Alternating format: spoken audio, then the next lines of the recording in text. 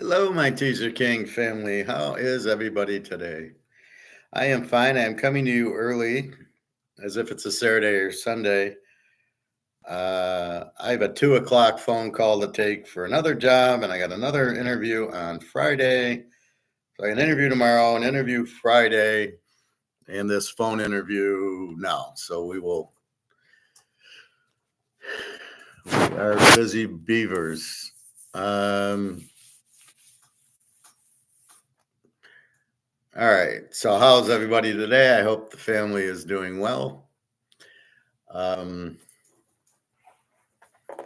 my foot's hurting again. I can't believe it. I did all these one meal a day uh, eatings, and it must be the hamburger. I don't know. So I've taken another colchicine and another ibuprofen, and I got it iced, and it's on this toe. So it's only usually it's all over the place on the foot. This is just here now. Lately, it's been here, and that's the only place. And when I go swimming and in the hot tub, which I will do after the 2 o'clock, so I'll do it at 3 o'clock, it seems to be, it seems to make it better. And it seems when I wake up, it hurts. I don't think the blood's flowing properly. So it kind of fattens up during this night, not every night, but the last two. And then as I'm walking and everything, so this is going to be a bitch the next 2 days. I have an interview tomorrow and Friday, and it'll be put on a suit, and I'll have to wear dress shoes, which are going to really be a bitch. They're okay in tennis shoes because I can take the straps and really loosen it up. But in dress shoes, it's going to be harder to, I can get the foot in, but it's going to swell a little bit. So it'll be a little painful. I'll just have to grin and bear it. But I'm hoping it'll be okay tomorrow as I take this. But I think it's the hamburgers because I haven't had sweets and I don't eat the salt. And the only thing I'm having is some dark chocolate, and pita, and hamburgers and omelets. And salads. So it's got to be the hamburger, I guess. I think I'll have to stop eating hamburgers and go to steaks and roast. Hopefully that's a better cut of meat. Maybe the hamburgers got too much hormones or something in it that's causing my feet problems because it's never done this before. Because the guy used to say meats, and I used to eat meat, and I go, I never have a problem. I'll have hamburgers because I cook, so I'll buy 3 pounds and have 9 hamburgers, and never hurt me before. So I think I'll have to go to 1 pound of hamburger where I'm only eating 3 burgers instead of 9, and then there's less in me, and then more because I need a break from chicken and everything. All right, let's look at gold. It is 23.85 and silver 28.59. It looks good. We had this little 2 o'clock in the morning hit, which is common, and then we had our 6 o'clock in the morning hit. We came right back, and 10 o'clock is not very big. It hit at 10. It actually went up, and then it did a little drop, and then flew back up, and then doing another little drop and flying back up. So it's really been not too bad at 10 o'clock, and then now it's almost 12. I assume we're okay. So we're at 10 to 12. So I think the 10 o'clock drop's done. And really, they can't keep doing it because they have to get physical, and they just don't have physical gold to do it with. So that's I don't know, that's gold, but it's good. It's holding. I expect it to be 2,400 in the afternoon because there's no more roadblocks. Then it just goes, and sometimes it really runs with all these. I read there's like 40 countries wanting to join Brics. A lot of Africa. Now that Zimbabwe did it, a lot of the other African, we'll join Brics. And then some more in Latin America, although Brazil's in. I don't know about Venezuela. Argentina was going to go in and then didn't go in, and they're going to pay for it because they're going to be broke on the U.S. dollar. So it's going to be mostly Asia and Europe, Asia and Africa joining Brics. They'll be much stronger. So that'll be it. So look for that, but they need more gold. And that's why more countries want to go gold-backed currency, because they know this is shit. This is going, and this is already zero. So you can't stay in it. So what's your choice? You have one choice: gold-backed currency. As I said yesterday, Bitcoin was down to 60,000. Wait a minute, it's 79 going to 20 million. Oops, it's now 61 because BlackRock got a hold of your COMEX, and they're doing their derivatives. So you're screwed. They don't want competition for the dollar with Bitcoin. And so this is the problem with doing something out of the government. By saying we'll make our own currency and we won't use the government doesn't like that. And as we saw yesterday, the government didn't like Gaddafi trying to do that, and they killed him. So they will slowly kill Bitcoin. It's more of a stock than money. It's not money. The Bitcoin guys keep trying to make it money. It's not. It's not accepted. You can't use it at any place. I can't go to the grocery store. I can't go to the restaurants. I can't go to the malls. I can't pay my rent with it. So, a few places take it, but not enough. And it's more people buying it and holding to become millionaires, which is not money. So we will see. So that's that. Baseball yesterday. Had a good day. I went 3-1 on our picks. So I had Baltimore, let's go through it. 2387, gold's moving. 2400's coming, everybody. And I'll get to these early games. All right. So we had Baltimore. They won 11-3. Philadelphia, they won 5-0. Frisco under. I looked into that, and it was, you had a good pitcher, gave up a lot of runs. Miami 6-3. We're under 8.5, so that's our loser. We have Tampa Bay. They win 7-6 in 13 innings. We got lucky there. Toronto beats the Yanks. Again, we're under 8.5, and they got to 9. Two good pitchers. We have Boston. Cleveland wins with a nobody, 10-7. Cleveland's a sneaky team. They got good hitting. The New York Mets. We have it over 7.5, and it was 3-1. Mets win. So the Mets win, but 3-1. San Diego beats Milwaukee. We have San Diego. They win 6-3. Dylan Cease. Atlanta over Houston. That's our other game. So our 5 bets: Baltimore W, Frisco under, loser; Tampa Bay W, Kansas City postpone, and Atlanta W. So Atlanta, Tampa, and Baltimore win. We lose the Frisco under by a half a run, so we go 3-1. With KC, would have been 4-1, not doing it. St. Louis, they win. And we got Cincinnati over, loses, and the Cubs over 10. This is the one that I just saw, too horrible. This is Stoic. 2 bad pitchers, over-under is 10. I'm hemming and hawing. The score is 12-11 Arizona. So you stick with it. The Dodgers 6-2. I didn't play it, I guess. So again, so you can see how I take all the picks, and then I take the best ones, and they go 3-1 with a postponed one. KC at Chicago. And it's too bad Chicago's 2-14. So I'm getting very close by looking at it to see the A teams and the Z teams and the over and the under teams. That's my next step to do once we get to another week or two. Because we're basing it on pitching, but I think I need a few more variables in there. If you get more variables, then it helps you pick better. Actually, one of the job Friday is like forecasting. And I said, I love that. That's right up my alley. Because I understand what variables are important and to go.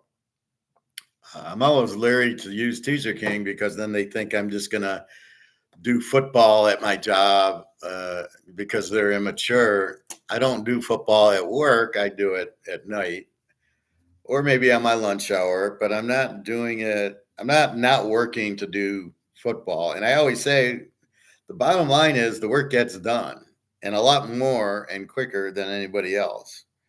So I take a 40-hour job and do it in 20 hours, and then I have time to do 20 more hours.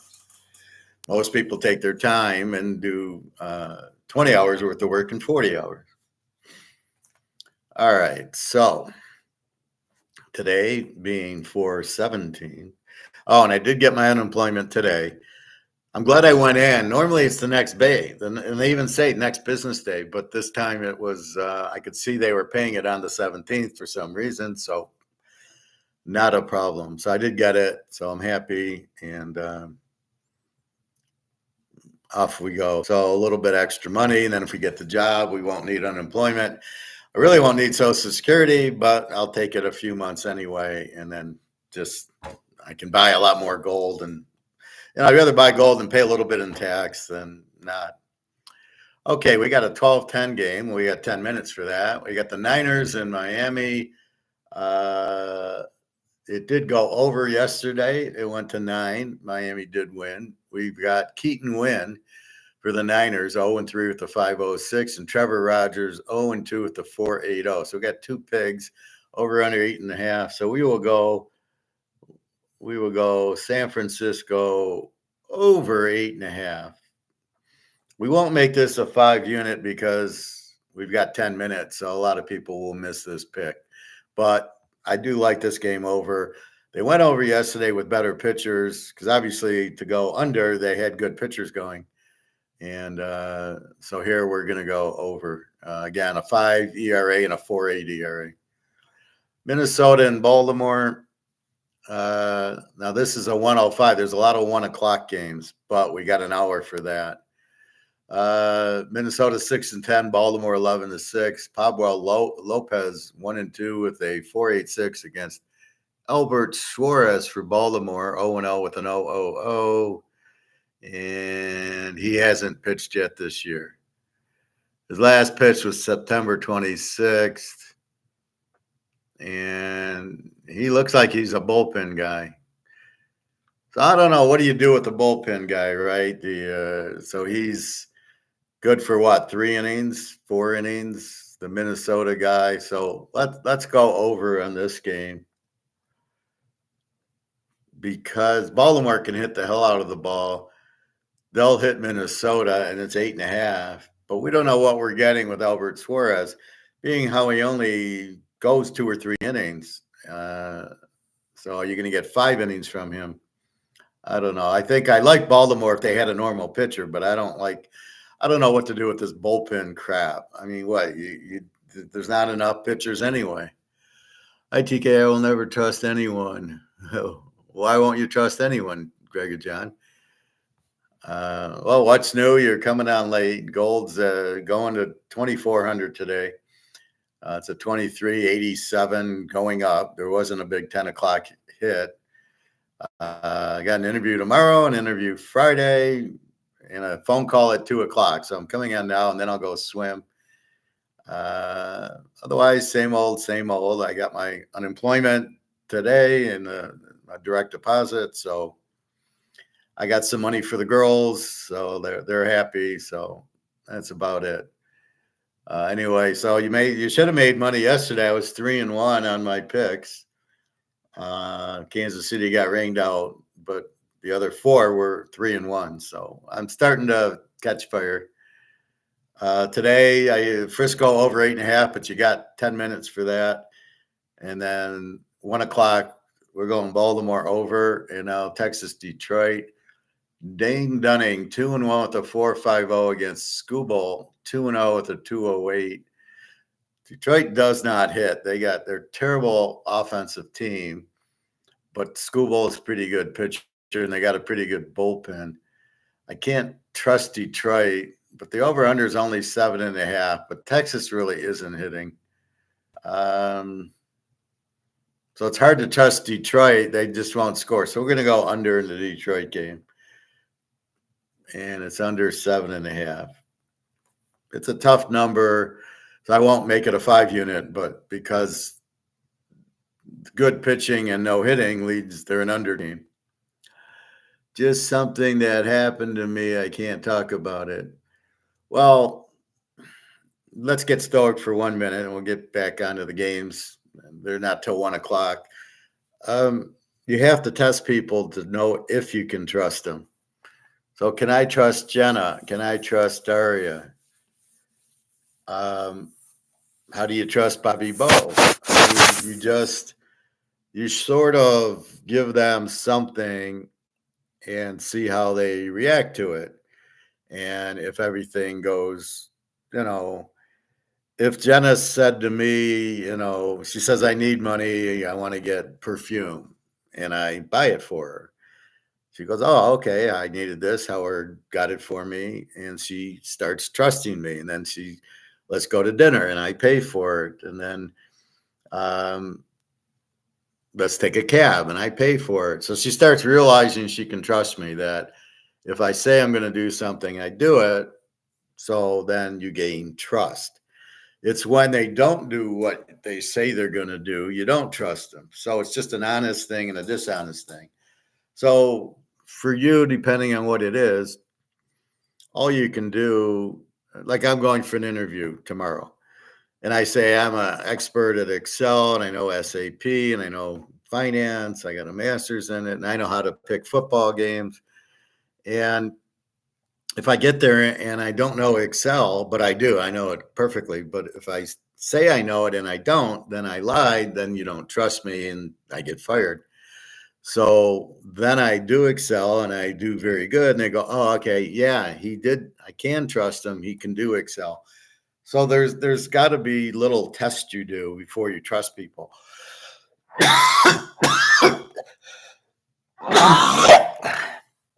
Excuse me.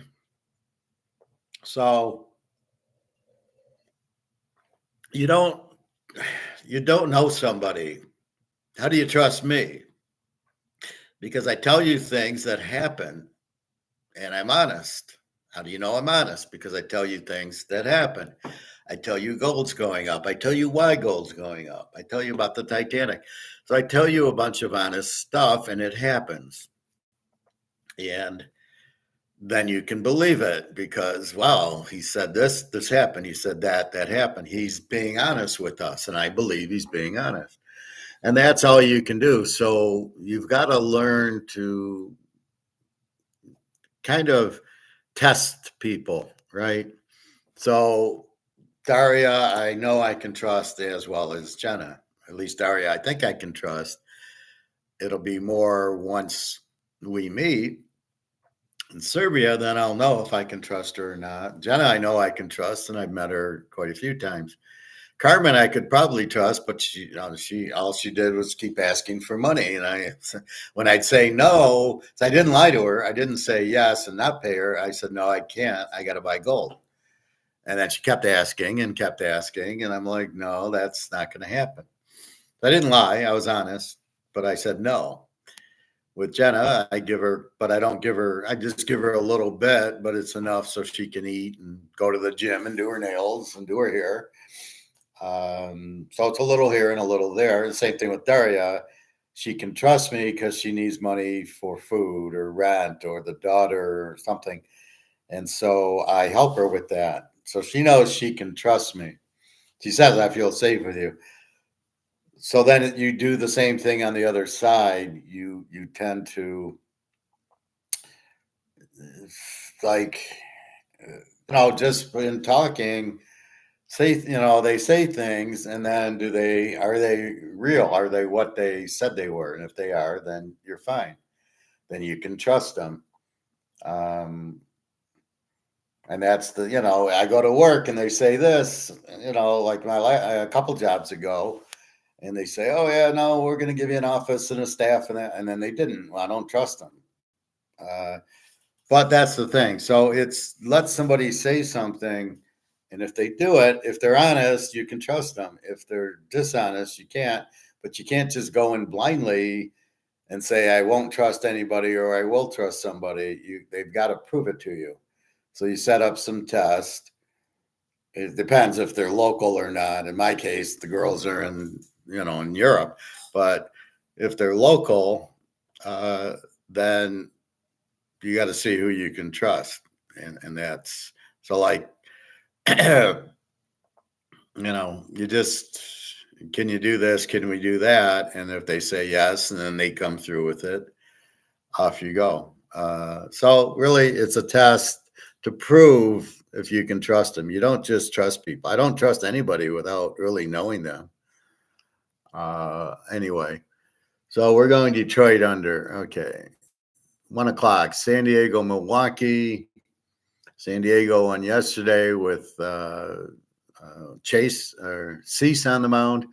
We got San Diego 105, 8.5. We got Michael King 2-0 with the 4.19, and Bryce Wilson 1-0 with the 5.19. I think we got to go over here, 8.5. So San Diego over 8.5. Still at 1 o'clock, Pitt and the Mets. Today's Wednesday. I'm thinking it should be Thursday with all these games that are so early. Pitt and the Mets. Mets are 167.5. Bailey Falter 1-0 with a 4.20 against Luis Serviano 1-1 with the 3-0. Yesterday, we had the Mets over 7.5, and they didn't get there. It's the same thing today. So I don't trust them because they didn't get over with bad pitching. And here again, a 4.20 and a 3.0 should get over 7.5. Stoically, I would go over, but they're not hitting. So let's relax on it. But I would go over on the game if I was playing it. Atlanta and Houston. Atlanta won yesterday. Atlanta's at 135. Max Fried 1-0 with an 8.74, and JP France 0-2 with that. I thought they pitched yesterday. Huh. Okay, so we've got two terrible pitchers going today, both with 8 ERAs. So we got to go Atlanta over 9, and we're going to make this our first 5-unit play. Atlanta is the top hitting team in the league, I believe. Houston is not as strong, even though Altuve's hitting the ball. They're not really hitting yet, so they should hit Fried with an 8.74. One of the things I noticed yesterday, one of the bad pitchers pitched 3 innings, gave up 3 runs, and then the bullpen comes in, shutout, and they only give up 4 runs. This is one of the games we went over. I'm trying to figure out how the hell we didn't get there. And I see the pitcher's bad, and yet we get there. We don't get there because of the bullpen. And that's the problem. It's a bad ERA, but it'll only go 3 or 4 innings. And then the bullpen comes in. Now, some bullpens are better than others. I'll start charting that. It's still a little early, but in a week or so. And we'll look at the bullpens, how are they doing, and go from there. All right, so our first pick of the day, Atlanta, Houston. This is a 2 o'clock game. KC, Chicago. We had KC. It got rained out. KC's a big favorite at 200 and over under 9. Chicago's 2-14, folks. Brady Singer 2-0 with a .98 against Jonathan Cannon, who's probably not pitched. 0-0 with an 0-0-0. And yeah, he hasn't pitched. So we've got to take KC here. And we'll play it the same way. We will play this as a 5-star. Even though you're laying 200, it doesn't matter. If we win, we win. It's like buying gold. If gold's now 2,500, we still want the ounce of gold. So we're going to do that. So I'll probably from now, I'll celebrate if I get one of these 3 jobs. I got a phone call at 2, and then a job interview Thursday and a job interview Friday. And I prefer the Friday one over the Thursday, but I always celebrate with an ounce of gold when I get a job, when I get my first check. And I can see everything's going well, then I'll go spend. Okay. So we go KC. At 3:07, the Yanks in Toronto, we have even game, 8.5 over under. Marcus Stroman, 1-1 with a 2-1-2 for the Yankees, and Kevin Gausman, 0-2. All right, this is the Yankees, and this will be a 5-unit. Marcus Stroman, 1-1 with a 2-1-2. Gausman's terrible, an 11.57 ERA. Stroman, let's see, he's 6 innings pitched, and he gives up 0-0 and 4 runs to Miami. So he's pretty good for the 5 innings, just the 4 innings, the 4 runs last time. And Gausman, is there something? Did he have one real bad outing? No, he sucks. 6 runs, and 1 run. So yes, this is New York Yankees. This is also a 5-unit play. This is a bet. The Redskins and the Rams, Washington and LA. Dodgers are a big favorite, 250-9 over under. Jake Irvin, 0-1 with a 4.24 against Landon Knack, 0-0 with an 0.00. What is he? Has he pitched before? Landon, no stat, never pitched before. And Jake Irvin from Minnesota has given up 3 runs, 4 ones, and 1 run. Lost all 3, but the last one was 2-1 to Oakland. But he goes 6 innings and gives up a few runs. So the Dodgers will hit him. We don't know what this London Knack. I think this would be LA over 9. I think they had a big game yesterday. I think there was a lot of scoring in the LA Washington game yesterday, but LA I know usually has hitting, and Washington they got Bryce Harper, so they can score. And again, Jake Irvin the Dodgers are going to score 6-7 runs here. And then Washington against the guy that's never pitched, you would think he goes 3-4 innings and off you go. St. Louis and Oakland. St. Louis won yesterday. St. Louis 135 and an 8. Steven Matz 1-0 with a 1.80 against Paul Blackburn 1-0 with an 0.00. Let's take a look at these guys. Steven Matz. He's pitched in 3 games, gives up 2 runs, 0 runs, and 1 run. So he is a legitimate, goes 5 innings, but he's a legitimate low ERA guy. And Paul Blackburn, 0-0 with an 0.00. He's pitched a couple too.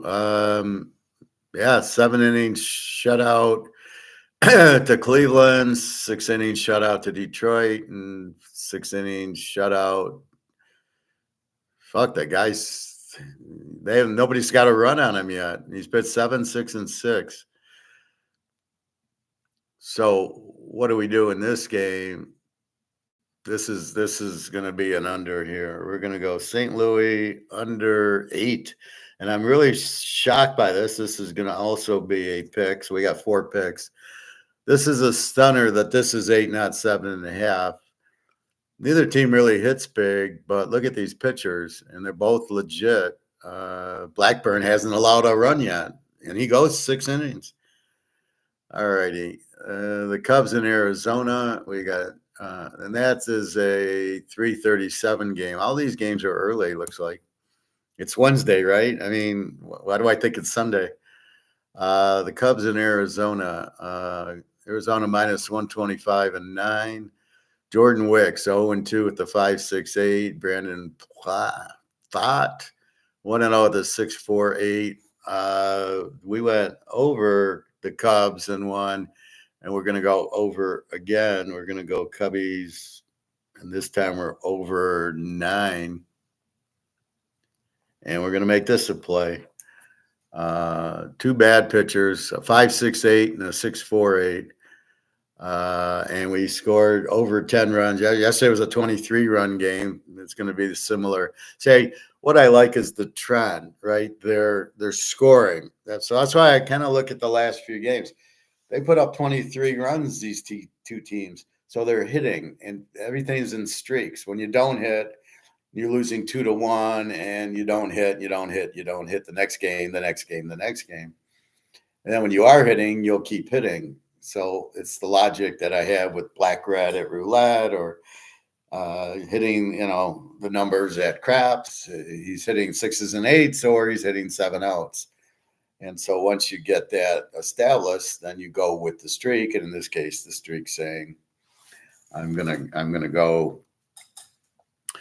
over with Chicago and Arizona again with two bad pitchers. Cincinnati, Seattle. We have 2 6 o'clock games, a 7 o'clock game. It is funny how every game's like different. This is 4:10, then it's 5:40, then 6:05, then 6:50, then 7:10. What the fuck are they doing? What would be the reason to have this staggered start? I don't really get it. And they're trying to end them as quick as possible. Are they trying to save money on electricity? Possibly, although they lose money and people not going because they're working. I don't know. All right. Cincinnati, Seattle. Seattle's a 135 favorite, over under 7.5. Andrew Abbott, 1-1 with a 2.60 against Bryce Miller, 2-1 with a 1.96. This game.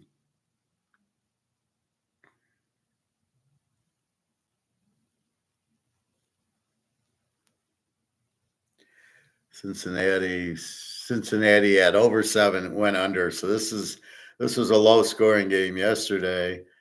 This guy Abbott for Cincinnati has given up 5 innings, 2 runs, 5 innings, 2 runs, and 7 innings, 1 run.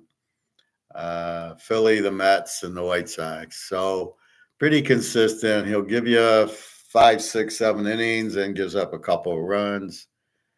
And we've got Seattle, Bryce Miller, 2-1 with a 1.96. And this guy's pitched in 3 games, 5 innings. He gave up 4 earned runs, and then 7 innings against Milwaukee, no earned runs. And the Cubbies, 6 1/3 and no earned runs. So he had the first game bad start, and then he's much better the next 2. So he's found his groove. That's why I like to wait 3-4 games. So he's truly not a 4 ERA or higher. Now he's thrown 2 shutouts. So, for 6 innings. So let's go under here. We'll go Cincinnati over 7. Didn't make 7 yesterday, and they got much better pitchers. So we go Cincinnati. Yeah, let's go Seattle under. Seattle under 7.5.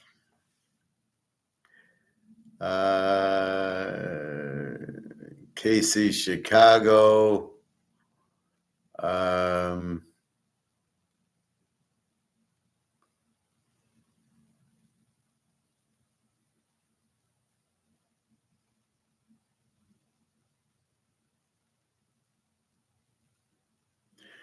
Let's see. We've got KC 168.5. Waka for KC 1-1 with the 4, and Eric Fetty 0-0 with the 4.30 for the White Sox. So this is game 2. So KC game 1 is a pick. Game 2, I'm going to lay away from because it depends what happens in game 1. I don't know. The Tigers played a doubleheader and they played 13 innings. So I don't know what happened in game 2, but I think they lost it to Minnesota. But you lose up all your bullpen in the first game, and then you got nothing for the second game. So we'll ignore this. Waka 1-1 with the 4 should probably go over, but we got KC in the first game. Colorado, Philadelphia. We've got Philly 225 and an 8. Ryan Feltner 1-1 with a 3.38.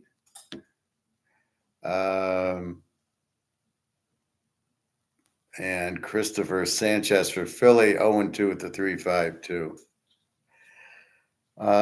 Colorado, Philly. Philly, we won with Philly yesterday. It was a low-scoring game. I don't know that I trust these pitchers, though. Sanchez 0-2 with the 3.52. Gave up 2 runs to Cincy, 3 to Washington, 1 to Pitt, in 5 innings, 4 innings, and 6 innings. So he's going to give up some runs for Philly.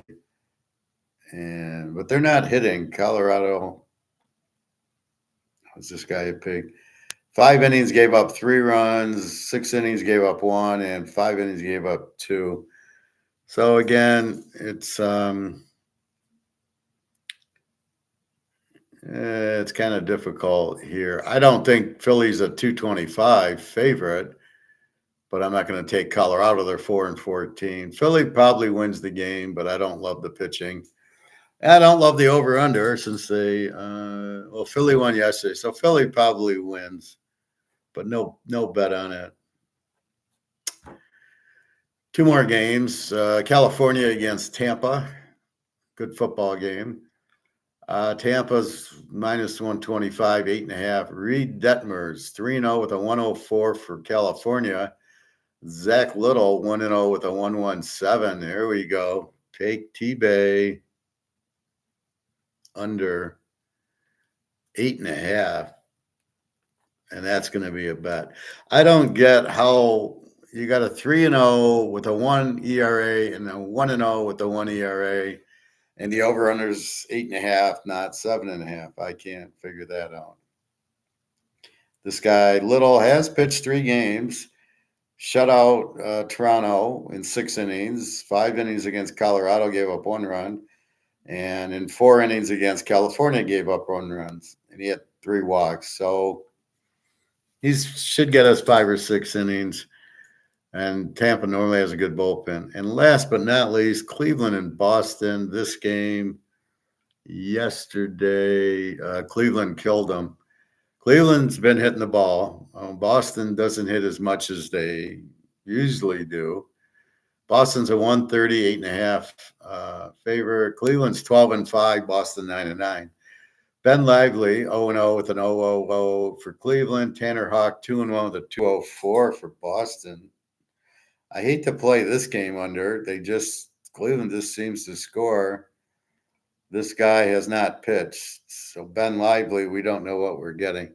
Well, I guess we can look at, let's see how he finished last year. I don't know if he pitched 2 innings, gave up 1 run, 1 inning, gave up nothing. 4 innings, gave up 5. 4 innings, gave up 3. So, yeah, I don't know. Why is he injured or what? So I'm staying away from Cleveland. So the bet should be Boston, but they didn't hold it. So can't go under because Ben Lively's he's not a Verlander. Tanner Houck looks. So I'm not gonna play this game. So here's the picks. Then forget Frisco's already gone at 12-10. So I took Frisco over 8.5, Baltimore over 8.5, Detroit under 7.5, San Diego over 8.5, Atlanta over 9. Take KC in game 1, the New York Yanks, the Dodgers over 9, St. Louis under 8, the Cubbies over 9, Seattle under 7.5, Philadelphia and Tampa under 8.5. Now I have 6 plays, very small, 5 units. We're not really making big plays, just very small ones. So the plays, the favorites of these are Atlanta over 9, Kansas City, the Yankees, St. Louis under 8, the Cubbies over 9, and Tampa Bay under 8.5. So those are your bets, those 6. Again, Atlanta over, KC, the Yankees, St. Louis under, the Cubbies over 9, and Tampa under 8.5.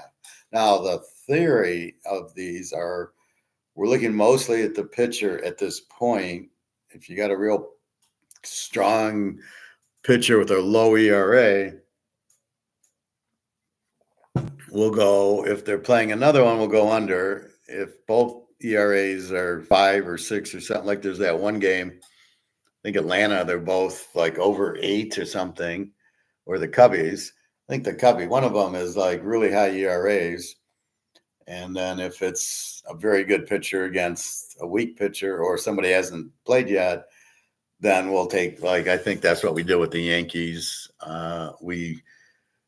And probably KC. We had a really good pitcher for them and a really weak pitcher on the other side. So we didn't mess around with the over-under. We went right to the team. And that's what we'll do. So I got another hour. I got till 1:30, 2 o'clock call, which I don't really. I interviewed half asleep this morning, and she wants to bring me in to meet the finance director. So I can talk about myself all day, and this really helps because you talk, and so I could talk in public very easily. And then for these interviews, I've done so much that it's easy for me to interview, and off I go. So anyway, I find most of the interviewers don't know what they're doing anyway. Like tomorrow, I'm meeting a finance director and somebody else who, let's assume, is HR. And, the finance director doesn't know how to interview. I had one guy ask me if I knew an X lookup in Excel. And at first I didn't think it existed. I never heard of it. And it didn't exist. Then I found where it does exist. But it's not one I would ever use. Excel is funny because there's all these icons and you can hit Control C to copy, you can hit copy to copy, you can hit the icon to copy. So there's 5 or 6 different ways to do the same thing. So just because I do it a different way doesn't mean I don't know how to do it. That's why when I take an Excel test, it's really funny because they'll mention stuff and you're like, I don't do it that way. Name a range. I don't name a range that way or whatever. I never name a range. I don't need to. Anyway, I might do certain things the longer way, but normally I'm setting up templates. And so once it's set up, I then automate it. So I really don't need a lot of the stuff.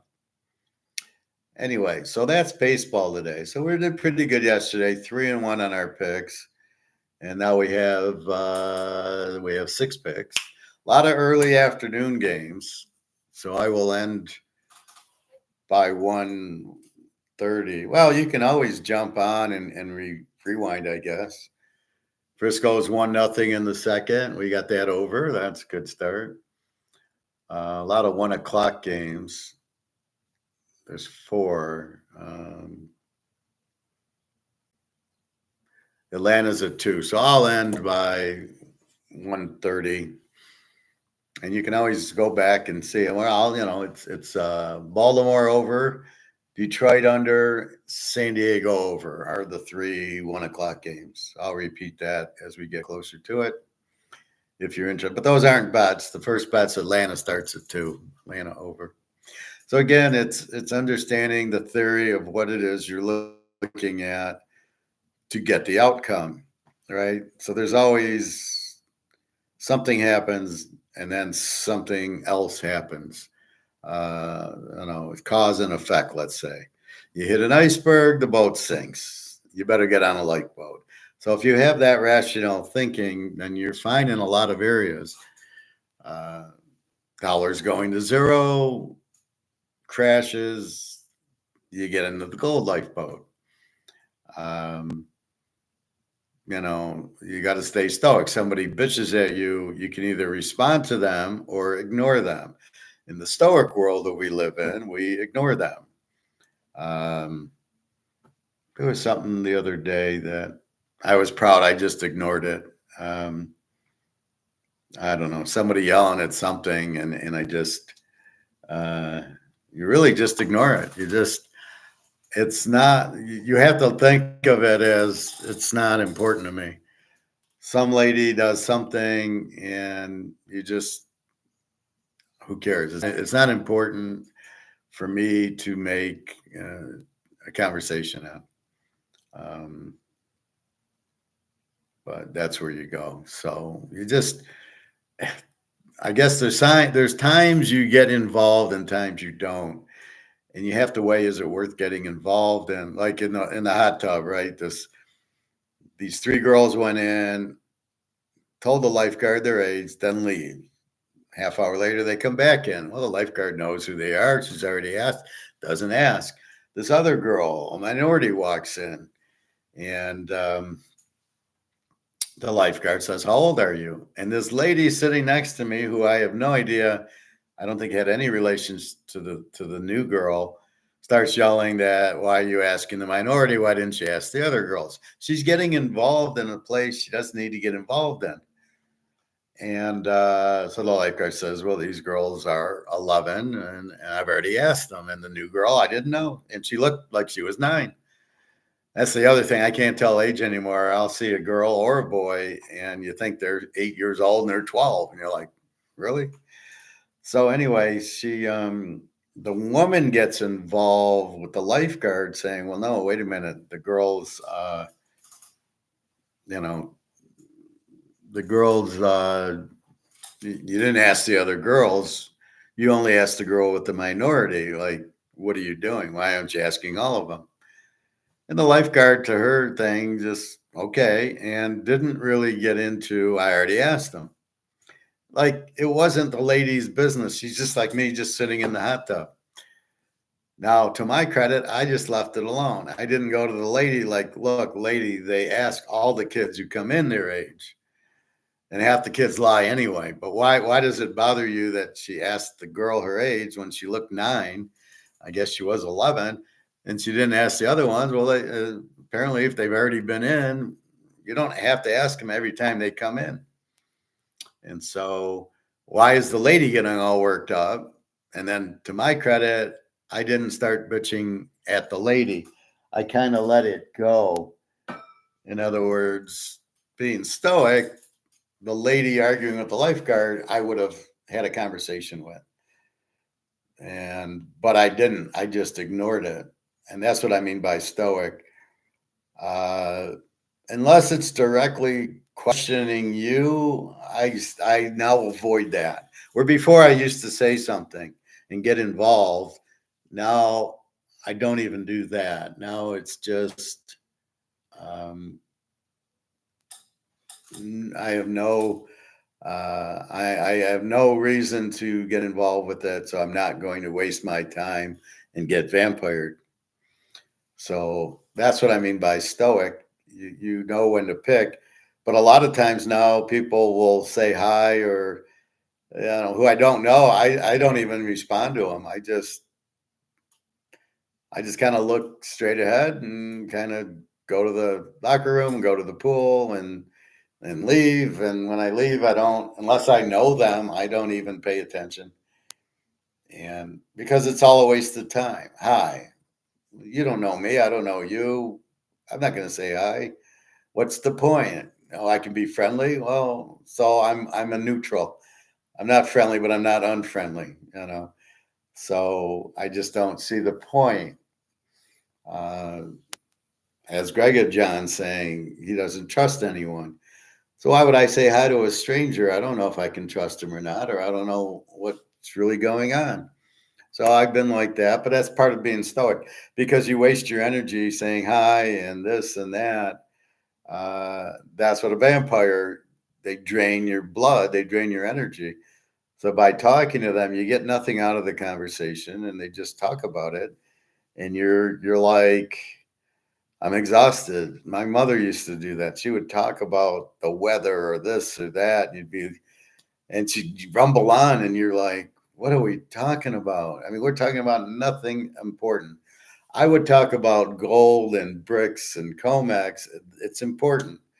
But she'd talk about, you know, oh, look at the trees. The leaves on the trees are green. Who cares? What is that? What kind of conversation? She's vampiring. She's just trying to have communication. That's why it's hard for me to like talk to my family or half the people who do that. It's really just pointless. You're really just I don't I don't know what to say. I don't have any. I don't even want to hear it. So now, no, I'm stoic. I just I wouldn't even get into the conversation. I would just avoid the person. Uh, let's see. Gold down to 23.78. So what's happening is the 10 o'clock drop is not really happening at 10. It's happening at 11. And it kind of went back to 23.87. Now it's heading down to 23.70. It's at 23.78. So they're doing it a little bit later, and then it'll probably go down to 23.70, and then it'll go right back up to hopefully 24.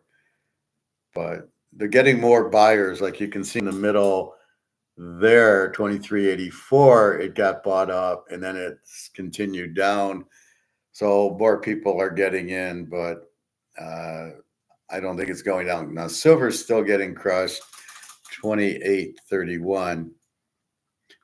So you've got to understand what's happening. It's not going down because of profit taking. It's not going down because of no demand. It's going down because of price fixing. It's Bernie Madoff shorting the gold price on purpose to lower the price. I don't know why they're still playing the game at 2,400. And with all these countries coming into gold, they got bigger things to worry about. But since they print their money and it's already at zero, they'll print more money to short it, and they don't care if they lose because it's just a piece of paper. So that's what you got to understand is there's huge demand for gold. I think all the gold's out and it's just being passed from one to another. Like when I go into my guy's store and he has gold, it's from people selling it. He's not getting it from the mint or the treasury. Joe Blow's coming in saying, I want to sell 2 ounces of gold because it's at an all-time high. It's paper, fella. It's not physical, which he doesn't understand. So he sells it at 23.75, and then I walk in and I buy it 24.75 because I'm happy as hell I can still buy it, and that's why I can is somebody's selling it. So he's acting as the middleman now. People come in to sell, and then I come in and buy. He makes this $100 commission, and I'm happy. Unless I get to these people, I need to like sit in the parking lot and get somebody who's selling and saying, okay, I'll tell you what, next time sell it to me and we'll split the premium. So I'll give you $25 over spot. You get more money and I get to buy it cheaper and go from there. But that's really what you need to do is set up the middleman to buy to buy it because they're only going to pay a spot, but he's not selling. He's selling it at premium. But anyway, so that's what's happening, and but the price is not because there's no demand. That's why it shoots right back up. There's huge demand for it. Like I said, all the central banks want it. I think it ends when they just run out of gold, and there's not a lot left that COMEX has, and they're even stealing it from the ETFs, which have very little gold. That's like all the silver guys are just going to the mine now. So I don't know what's going to happen with the silver price. That has to change. But the gold price, there's a difference. Gold, if they short it, have to have the physical. And when China wants to buy it, they got to give them the physical. Silver, they don't. So silver, they can lower it and then not sell it. So they cannot have it. And it's a huge, like for 10 ounces, they can short 50,000. I mean, it's such a bullshit game. So with very little silver, they're affecting the price dramatically, and it's bullshit. So this is another thing Brics is looking into is not letting the U.S. price everything, that they'll price everything in a much more of a free market. And if we have free market gold and silver, everybody buying gold and silver are going to be very, very rich because this is paper manipulated by massive, what do you call it? Massive leverage positions. So, they have 1,000, they have 1,000 ounces. They can control 100,000 ounces. What kind of crap is that? Who designed this system? See, that was the U.S. in the 70s because they didn't have any gold to control it all because the price was going too high. So they kept trying to keep the price down. So if people wanted it, they wouldn't get killed selling it back to them. So Germany asked for their 300 ounces or 300 tons, and the U.S. didn't have it, and so to buy it, it had to be a cheaper price. So that's why they keep the price down. They need to buy gold. It's not at market. But now at sending, Brics is like, no, no, no, no. We got all this gold. We want a real price, as does Zimbabwe, as will Africa, as were all the people who are going on the gold standard want a much higher price because then they can print more dollars. Because really, then this just comes out as a gold-backed dollar. This is a euro. So you can see the silver, it doesn't mean anything, but if it's gold and it says this is backed by gold, then you want gold really high because then you can print more of them so you don't run out. It's okay if gold's 20,000 an ounce, you can print, $1 trillion. That's fine because you can back it with gold. You have $1 trillion worth of gold. You have $1 trillion worth of paper. You're totally fine. No inflation because you can print as much gold as you have. The problem is if you print 2 trillion and you only have 1 trillion, then you're fucked. Because the object is you go back to the bank and say, give me my gold. And they're supposed to give you gold coins. So anyway, it's going to move. Like I said, May 14th, here comes Brics. And here comes the gold-backed currency. So we will see that. But outside of that, so that's what happens. And that's why people don't trust the gold and silver prices because it's manipulated. It's lied about. And then, gold's I'm so sick of this. Gold's a hedge against the dollar going out. No, gold's an asset. Gold is money. Same as a Rolex, same as a mantle card.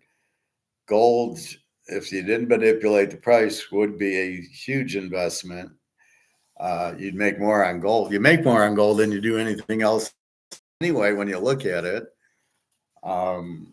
Shit, I bought a lot. The last 3 years, I've been paying $1,700. It's $2,400 now. I made $700 an ounce on gold. That's a huge return. No risk. Can't go down because the only way they can make gold go down is to do the derivatives, which is what they're trying to do now. But the problem is, it doesn't work because you actually need the gold because China's and India is saying, I want the gold then. If you're going to short it, I want the gold at that price. And the only way you can do it is to actually have the physical. That's the rule that changed. And that's why they can't just make it go to, a very low number. And there's too much demand for people buying it because they want it. So understand that concept. People want to have it. There's too much demand for them to lower the price too much because then it gets eaten up and it goes right back up. So there's that little down and then here it goes. So gold should act pretty normal and really start flying. Silver's still stuck in the ETF world, in the COMEX world. They can't deliver, so companies are going right to the mines. The mines don't know what they're doing. The mines are idiots. If I have inventory, so I have this card, and then Comex said it's worth $20, and I'd be like, it's a 50 count Mahomes. I ain't selling it for $20. Your price is fucked. This is, let's say, $1,000 card. I'm not giving it up for $20. And that's what the mine needs to do. I got silver. It's very limited, very restricted. Go mine to get it. So no, I'm not selling it at $28. I'm selling it at $280. the mines would do that, the price wouldn't be $28. So I blame the mines for just being incredibly stupid, or it's run by the mafia who says you got to take the 28, which is probably more likely that they're being, blackmailed into keeping into accepting the 28. So much corruption. It's just really ridiculous. 1247. Let's go through the games again. So we got Baltimore over 8.5, Detroit under 7.5, San Diego over 8.5. These are bets. Atlanta over 9, Kansas City in game 1, the Yankees, St. Louis under 8, the Cubbies over 9, and Tampa Bay under 8.5. In other games, the Dodgers over 9, Seattle under 7.5, and Philly. And it's really weird how they're all like 10 minutes apart for some strange reason. I can't figure that out.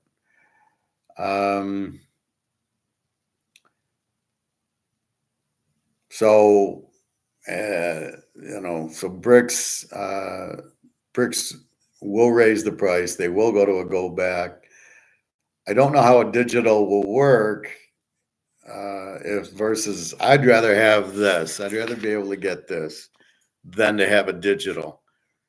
If internet doesn't work, I'm fucked. Well, if I have the money, it's fine. Now, I don't know. I guess we'd all need wallets and have how you get the digital. So let's say I get one of these jobs and I get $100,000. How am I going to get paid? Am I going to get paid in this? This is my concern. Is I'm going to get this, and I'm basically working for free because this doesn't have any value. You're not, So why do I want this? So that's why I get out and I buy gold as soon as I can with it. But then what happens, like in the BRICS countries? Do they switch to getting paid in the BRICS gold-backed currency, and then that just goes into a bank account, and then they use their credit card to spend with digital gold currencies, opposed to So let's say you're in Russia. Do you use the ruble? Do you get paid and then pay your goods, or do you use the gold-backed currency and get paid in that and then spend that? How does that work? This will be curious. And how our price is going to work. This will also be curious, because it isn't even money. It's not even for even. Believe me, the gold-backed currency is worth a hell of a lot more than this. This is worth 0, and gold-backed currency is worth 100. So this will be interesting. How much a can of tuna will cost, and milk and bread and everything.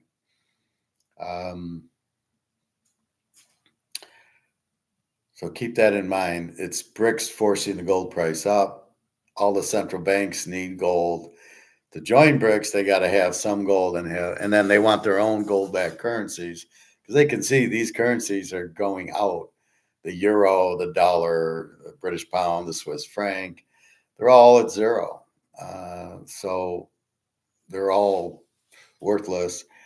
So the central bank's going, shit, I better get gold. And we're going to need a gold-backed currency, because if we're in Poland, the zlotski's not going to be worth anything. And if the dollar goes out, what are we priced at?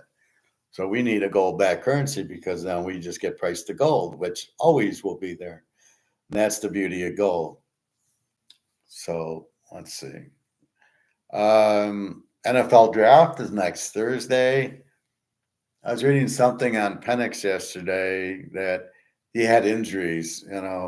He had knee injuries and shoulder injuries. And I'm thinking, okay, he played, 5 years? Yeah, I know he had a knee injury. Okay, he had a shoulder injury, but those were a couple of years ago. The last 2 years, he was fine. I don't know what you're talking about. He looked pretty fucking good against Oregon and Texas. Michigan, it wasn't his fault. They just blitzed all the time. And his running back, I don't think, played, which was huge. But that's the thing is he's much better. Okay, let's forget the injury. Bo Nix, he's not injured.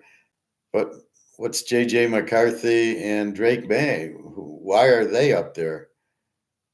what am I missing there? JJ McCarthy did nothing. Drake May is average at best. He's another Thurston Howell the third, or he's another Mitch Trubisky. He's not any good. I don't know why Mitch Trubisky was good. Oh, he went to the Peyton Manning camp. That's why Daniel Jones of the Giants, they drafted him. He went to the Peyton Manning camp, and look how good he turned out to be. So I don't see where J.J. McCarthy, he's terrible. Drake May is terrible. They didn't win. They didn't do anything. So McCarthy didn't win anything. He just handed the ball off 40 times a game, and that's how they won their games, not by him throwing. So this will be really curious if it goes like that. And here's Penix and Nix just sitting there, and you're like, you got the best two quarterbacks sitting out there, and you watch. Caleb is not going to be any good. The guy wears the guy cries after a loss. That's not a man. So I don't know. Let's see if we tanked again. 23.73. So again, we've got the down. This is the selling, but this will all reverse. All in the afternoon. Once it starts going up, there's nothing to stop it. So this is the Fed doing their best. So they're now doing this at noon. So it used to be 10 o'clock it dropped, and now it looks like it's kind of started at 10, but then it's really hitting at noon. So it's very confusing because you're waiting till 10 for the drop, and it doesn't happen. You think it's not going to happen, and now here at 12 o'clock, it's down to 23.65. From that. Look at silver 28.24. Yeah. So silver is down a little bit, down 50 cents, where gold is now down 17. But it's fake. It's because of the derivatives. It's not a real price. See, this is the point. This isn't a real price. The physical price is much higher, but we don't have a pricing mechanism. So we don't have a market, but this is bullshit, the 23.65. Anyway, and then all of a sudden it'll go and be 23.75, and you're like, what the fuck? So it's not volatile. It's just it's the price fixing happening versus the demand versus the market. So if you just left it in market, it wouldn't never go down. But these derivatives, again, they're losing their ass because people go. But if you notice, they keep going up. It was 23.30 earlier in the week. Now we're at 23.65, and then it'll go up, and then we should get to 24. They're fighting the 24, but once we have broken it. Last week was 24.12 or 14 or something like that. So we're looking for that. Again, gradually, it'll gradually go up. We'll get into the 24s, but once COMEX takes it, then they won't be able to do it. And I don't know how they're doing it now because they don't have any gold. So again, in the NFL draft, what the hell are they doing? So we're reading the Bears guy. The coach is nothing. The quarterback coach, he was at Seattle with Geno Smith for 2 years.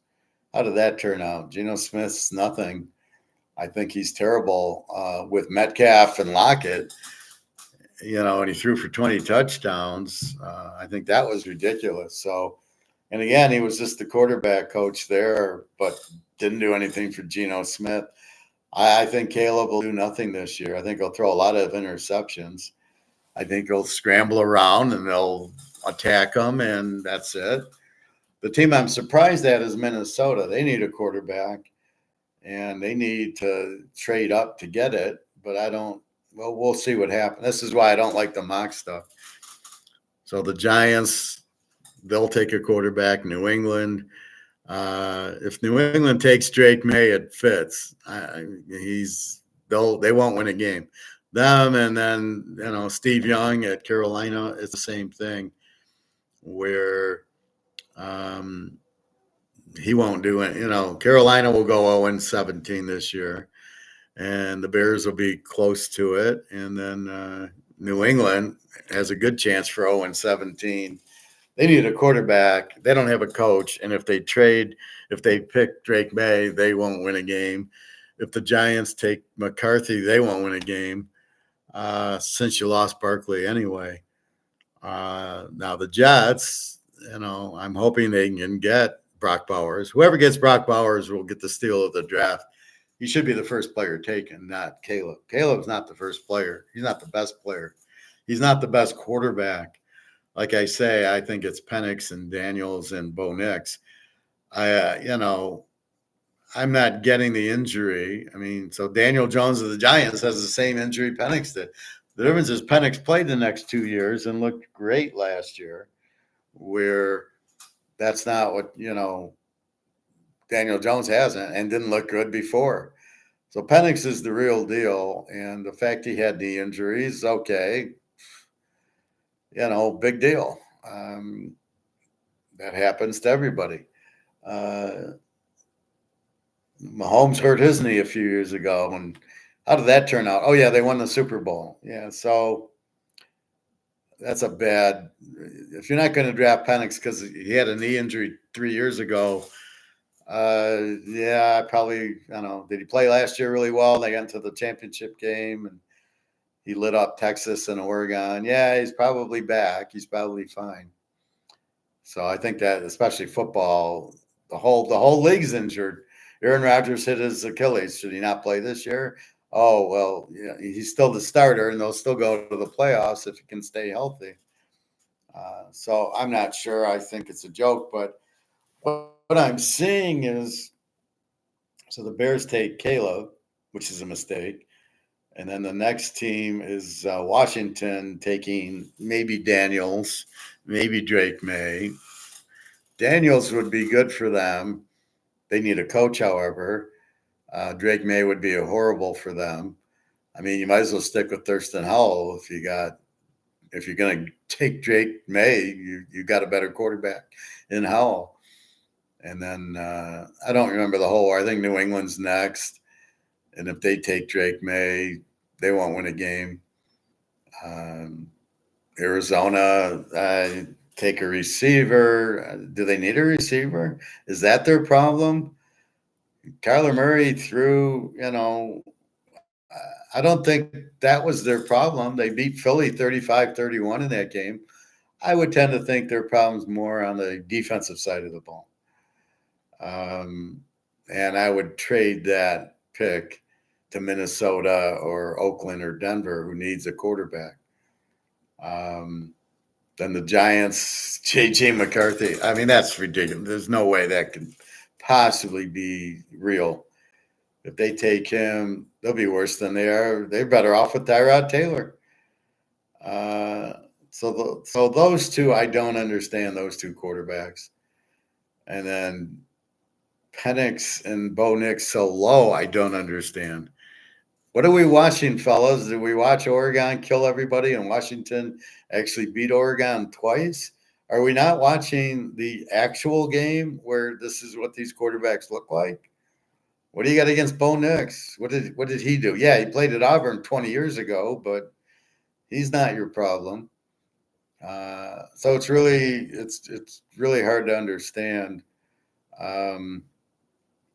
what exactly are they looking at that puts Drake May and Harbaugh and the J.J. Walker ahead of Penix and Bo Nix and Hartman. Where's Hartman? Why aren't they talking about fucking guy was incredible at Wake Forest. Goes to Notre Dame and their offensive coordinator wants to run the ball. Okay. And they don't throw it as much. Okay. And that's what they did. Watch the USC game. Who's the better quarterback, Hartman or Caleb? And it was Hartman. Caleb, again, he's going to be a bust. The Bears, big mistake here. I don't know if they're pandering to their fans, but when you go 0-17, I don't think you're going to have too many fans. So realize he's not the answer. and they need to switch it. So Washington gets the steal because they get Daniels too. But then the Drake Bay and the McCarthy guys are taking the wrong. It should be Penix and Nix or Hartman. So those are steals. If they're picked in the second round, they're steals. But I would think Oakland and Denver are smart enough to pick them up. If they're just sitting there, they both need quarterbacks. You really, to draft linemen or defensive players, unless they're studs. I love how the one defensive player, well, he went to Alabama, so all of a sudden he's the top defensive player. Give me a break. That's not, you go to Georgia for defense. You don't go to Alabama. And Philadelphia doesn't need defensive help. Maybe Fletcher Cox retired, but they got all the Georgia players. They need a defensive coordinator, not named Matt Patricia. So we will see that. My back's starting to tighten up. So that's it. It's really immaterial. Most of these players won't make the team or won't make any impact. I think Penix and Nix and Daniels will, and Hartman, I think they'll be there, but they shouldn't start next year. Caleb should not be starting next year. He shouldn't be playing next year. I got to let it go.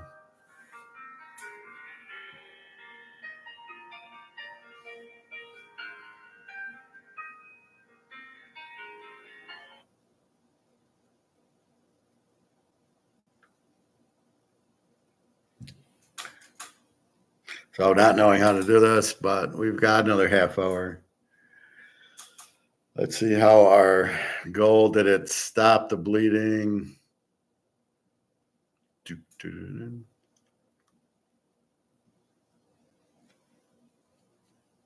I hate when it freezes on me. It's like, give me my price.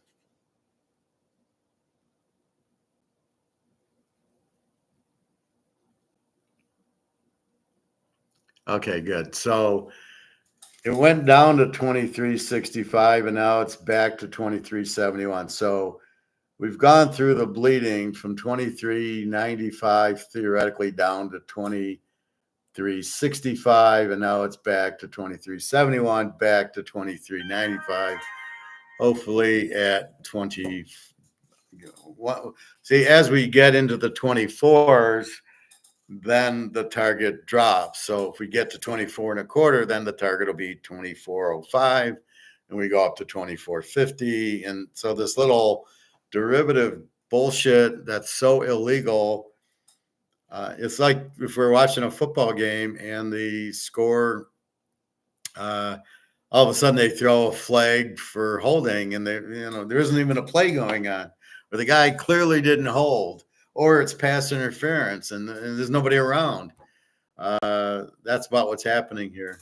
So anyway, 23.71 and silver 28.31 should start moving up into the upper 28s. But that got knocked down to 27 and a quarter earlier in the week. So now that's 28.31 going to 29, going to 30. But as long as they can do the derivatives, they're going to do it. Real quickly, 1 o'clock games. Baltimore over 8.5. Detroit under 7.5. San Diego over 8.5. Our first play, Atlanta over 9. KC game 1. The Yankees, the Dodgers over 9. St. Louis under 8. The Cubbies over 9. Seattle under 7.5. Philly, Tampa Bay under 8.5. The 5-unit plays, Atlanta over 9. KC, the Yankees, St. Louis under. The Cubbies over, and Tampa Bay under.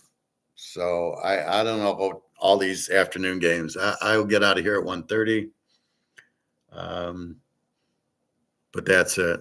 So again, in football, how they derive it, what they're looking at in Penix saying he's no good, or Bo Nix, and what they're looking at in J.J. McCarthy or this Drake Bay, I don't understand. I look at it differently. I look at it, how did they play? Penix beat Oregon twice, beat Texas. He's a winner. Joe Montana at Notre Dame didn't get picked to the third round. If you watched him, he killed USC in the green jersey game, led them a bunch of comebacks. They won a national title. And in the Cotton Bowl, they were down 20 points to Houston and won 31-30 on the last play by Montana. So he's proving it on the field. That's what you look for. Tom Brady didn't do any of that at Michigan. He was an average quarterback. So he didn't really show you, and really he shouldn't have been drafted. If you're in the 7th round and you didn't draft him, you probably shouldn't have drafted him.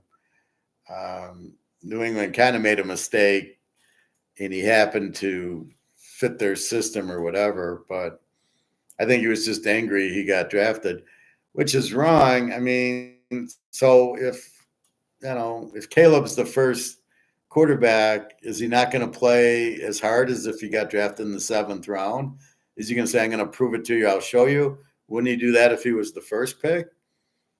So if that's the reasoning, I would never draft anybody. I'd trade my first pick because I wouldn't want to draft anybody in the first pick because he's not going to try. I want a guy in the 3rd round. He's going to prove everybody wrong, and that's kind of what you want. So anyway,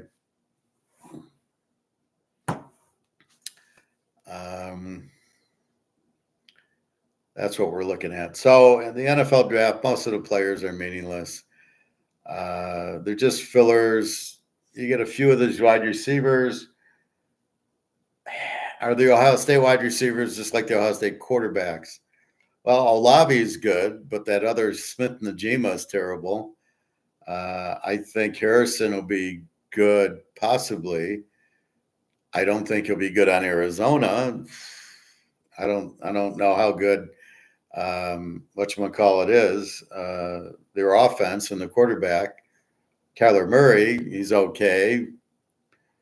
But what kind of offense is there? It's not the Texas Tech offense. They fired that coach. So some of these guys are good. Doozy at Washington was good with Penix, but now he's going to have a worse quarterback probably. So I don't know, so you're not really getting what you think you're getting, from college. I mean, look at Bryce Young, Steve Young. I mean, he's terrible, but that's what he was in college. He wasn't any good. For him to go number 1, it's going to be the same with Caleb, right? You're going to watch Bryce Young / Steve Young, and that's what Caleb's going to be this exact same. He's going to look out of place. They're going to blitz him. He's going to throw.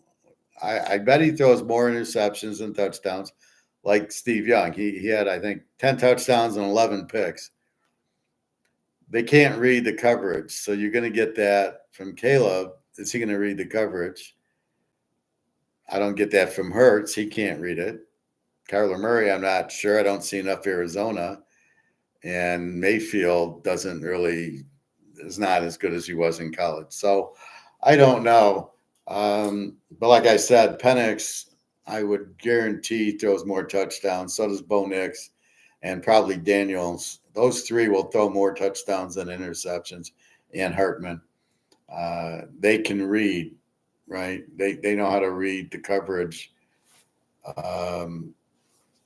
Brian Kelly is a good coach. Daniels was not good at Arizona State. He wouldn't even been drafted, but he goes to LSU, and he was okay 2 years ago. Last year, he was dynamite. And a lot of it is the scheme, though. So if he goes to Washington, he'll probably still have trouble, but he's a good quarterback, just like Penix and Nix. Everybody bring Nix at Auburn. Well, you can't, because if you had a bad offensive coordinator and, we didn't know what he's doing, then he gets a good offensive coordinator here, it's a big difference. So I definitely look for that. But the running backs, these teams are too stupid. They'll call it a passing league, but yet more than half the teams don't score 20 points. It's not a passing league. It's not a passing game. It's a running game and a defensive game. You have to have balanced offense so the defense doesn't know what you're doing. If you just go out there with 3 or 4 wide receivers, it's pretty sure you're going to throw the ball. And it's all the same pass pattern. We'll throw that receiver screen where the 2 receivers try to block, and then the other. Well, we've seen it 1,000 times. As soon as we see it, we know it's coming, and the receivers can't block. That's why they're receivers. And the play never works. Half these plays don't work because everybody runs the same play in the defense. Oh, I know it. Look at the Super Bowl when New England against Russell Wilson, when he threw the interception. Well, I saw the play 52 times in practice. When I saw the alignment, I knew what the play was going to be. There you go. I mean, that it's easy, but when every team does the same plays, it's easy. The reason the Lions were good this last year was because they had balance. You didn't know if they were running or throwing. That's why they were okay. They're still a terrible team, but that's why their defense sucked. And by not replacing their defensive coordinator, look at the Niners. The Niners go to the Super Bowl, replace their defensive coordinator because he sucked. With that defense, they should have shut out half the teams. And then you get Detroit. They gave up 30 a game, and they didn't change the defensive coordinator. They're out of their freaking minds. Yeah, well, good luck holding anybody under 30 this year, too, fellas, especially when you play good teams. The teams you played last year sucked, except for Baltimore. Dallas wasn't really that good. You lost to Seattle and the Bears and the Packers. So the Packers should be better, but the Bears aren't going to have offense. Minnesota, you beat them with their third string quarterback twice. Are you going to get that lucky again? And the Vikings are making a huge mistake. I get not signing Cousins; he sucked. So let's see. Let's go through Cousins versus Caleb versus Cousins. Cousins is better. Daniels versus Cousins. Daniels is better. Cousins versus Drake May. Cousins is better. Cousins versus J.J. McCarthy. Cousins is better. Cousins against Penix. Penix is better. Cousins against Bo Nix. Bo Nix is better. Cousins against Hartman. Hartman's better. So you figure that out, right? You wanna go there. That's where you need to be. So Minnesota, what do they got? Mullins. They're going to start Mullins. You have a chance for Penix and Bo Nix and Hartman, and what are you going to draft an offensive lineman? I don't understand these guys in the first round, all drafting offensive linemen, and then they all struggle because they can't pick up blitzes, and there's too many injuries. It's a wasted pick. An offensive lineman in the first round. A defensive lineman, maybe, but an offensive lineman is ridiculous. Like I say, the best you need to draft running backs and quarterbacks in the first round that are special, like Daniels and Penix. You can't get these guys in the third and fourth round. I can get your offensive lineman in the fourth round from Ohio State, who started. I can get him anytime, and and you won't be able to tell the difference between the guy in the first round and the guy in the fourth round for offensive lineman. There's no difference. I'm sorry. What do you think's so special about him? Well, they're going to take Joe Alt from Notre Dame. What did he do? They didn't score at Notre Dame. They ran a lot because of Hartman, not because Joe Alt. I mean, what a ridiculous draft that'll be, taking him instead of Hartman. Come on, who's the better player there? Or the running back, Augustine, take him. But to take the offensive lineman in the top 10, you got to be out of your freaking mind. I mean, there's no reason for that. Anyway, so we got baseball today. We're talking football. It's funny. Some days I get a lot of comments. Some days I get nothing. But then I go and look, and I get 30, 40, 50 viewers. So a lot of people like to watch it when they're available, or, if they don't have comments. Except for that one day, I got like 400 views, and I'm like, 50, 50, 50. Okay, that's fine. 400. That was the Zimbabwe days. I don't know. Anyway, look for Zimbabwe, look for gold to go through the roof. And this is just bullshit when it drops like that. This is the US Fed because they don't have gold, they don't want it to go up. And because this is priced in US dollars. So the US has really done a lot of stuff that's totally illegal, totally immoral. They killed all these Libyans and blew up this water main, which would have provided water to the desert. I mean, they're sick people. And it's really a shame that it should be what's good for mankind, which is what's good for the US, right? You want people to be rich and buy your products. That's the beauty of Austrian economics. There's no discrimination. I don't care who buys from me. Anybody can buy from me, and I'm fine with it. I don't say, oh, you know, I don't want to sell to a specific person. No, I don't care. I'll sell to a guy. If a guy from Zimbabwe wants to buy my picks, fine. Now he can afford to because now there's gold back and he can afford to buy my picks. 23.72, 28.31. So that's the point. The more money they have, the more they can buy from you. And if you're really into laissez-faire economics, free market, you want more buyers. So if you have good money and more people get affluent, like in Africa, that's good for you. Then they got more buyers. That's what you want. But you don't want them to kill. You don't want them to kill the dollar. You're killing yourself. Why would you kill your own country? Okay, so this dollar goes out. Do we have 2.5 tons to come out with gold-backed currency? Probably not. But Bitcoin is not the answer. Digital money is not the answer if it's not backed by gold. Now, I'm not sure how it'll work. Well, I guess like my unemployment went into my bank today. So let's say that's digital. I got the money. I can go to the gold store, pay them in that, and get my gold. So I guess it's kind of the same, even though this isn't digital money. What I like is I can go get this, right? And if I need it, I can get it. That's what I like. Like gold, I would not want digital gold. I'd want the physical gold. Don't get digital. If you can't get physical, don't get it. But we can still go to the store. But as I warn you, it depends on how much gold's going to be out there at what price. And you can already see it's at 23.70. So you go buy it at 24.70. So you're almost paying 2,500 an ounce. You could have got it at 1,800 a few years ago. So that's really the point. What do you do with it? How do you, that's the point of it. How much is going to be available and at what price? But you can buy it now, like silver. Silver is 28.32. You can go buy it for $30. Okay. But how long is it going to be there? And then how long is the supply going to be there?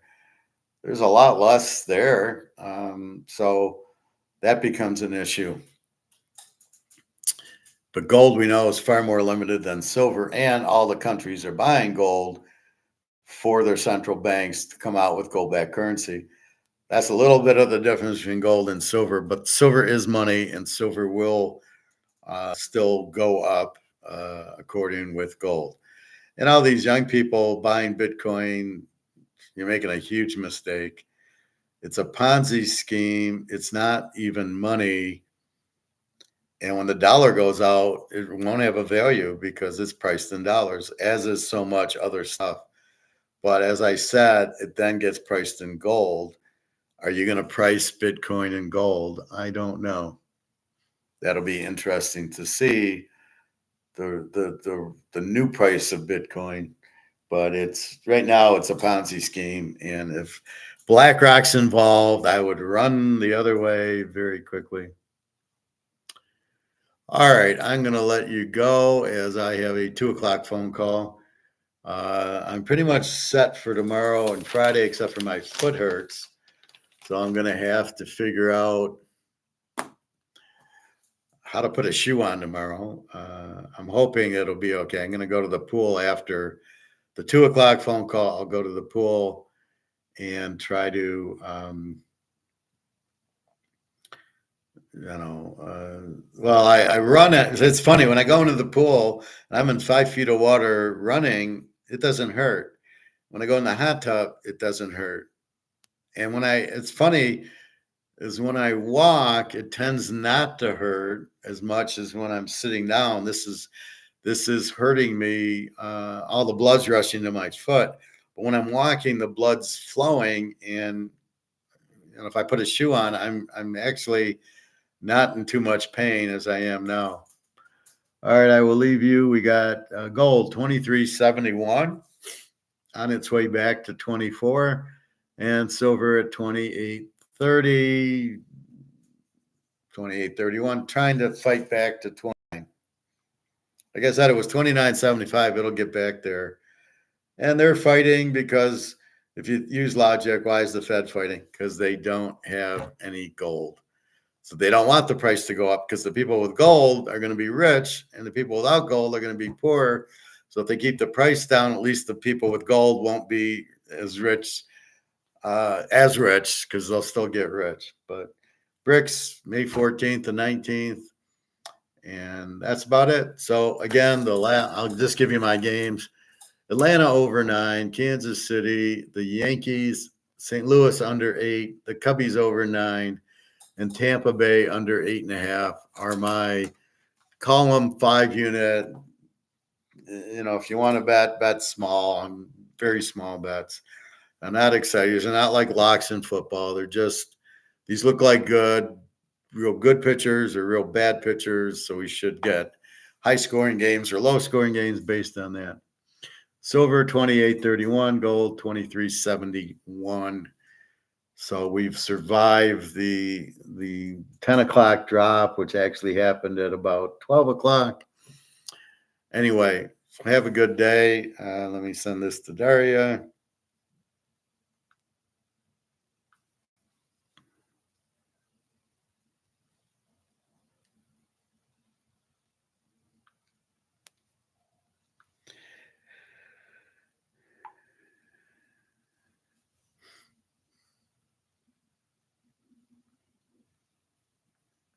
Anyway, she's working today.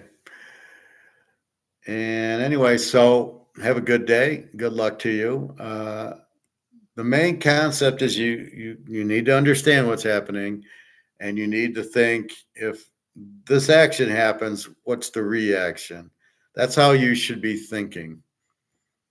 If I yell at somebody, they're going to get mad at me. If I'm nice to somebody, they should be nice to me. No, I don't want to be vampired by anybody. If I don't eat sugar, I should be healthier and lose weight. If I eat chocolate cake every day, I probably will gain weight and get sick. So just think of what will happen. Again, if we hit the iceberg, we will sink. It'll take a while, and then the solution is to get off the boat, to get onto the lifeboat. That's what we're doing with the dollar. It's sinking. We're in gold and silver. So you got to think that way with anything else. If something happened, then what's going to be the conclusion? Like in the draft, if the Bears take Caleb, they'll probably go 0-17 this year. So they'll have a few decent games. We'll all hit, R.J. Moore or, Keenan Allen, provided they stay healthy. But that, can he hit them? Is it going to, it's not going to be USC against Colorado. It'll be USC against Oregon, and everybody struggled against Oregon. Okay, everybody, have a great day, and I will see you tomorrow at,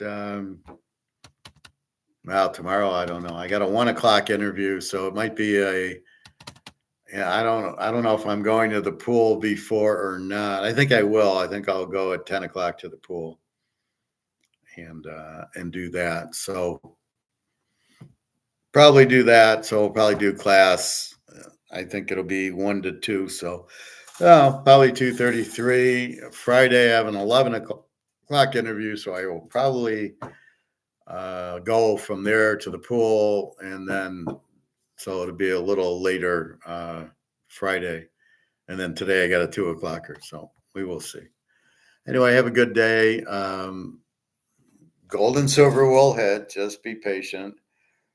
That's like anything. You can't. Nothing happens immediately. But for some reason, all the millennials, oh, I got to make money. I got to put it in Bitcoin so I can make money.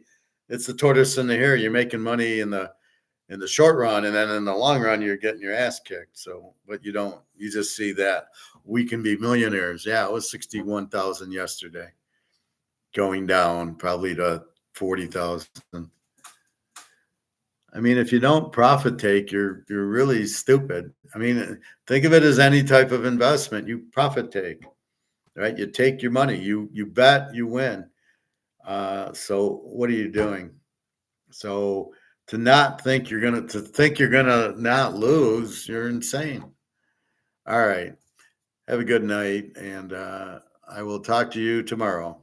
Again, www.teaserking.com. You can get my email if you want to email. The site is up. All right. Take care.